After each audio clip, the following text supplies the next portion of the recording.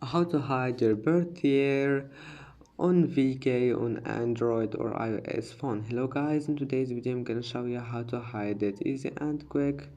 First open VK and then click on your profile here, and now click these 3 points here, and now click edit profile and scroll down, click profile,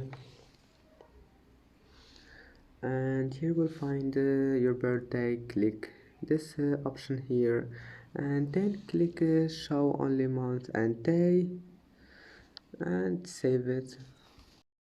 And that's it for today's video. If you like this video, please don't forget to like and don't forget to subscribe, and thank you for watching this video until the end, and see you in the next video.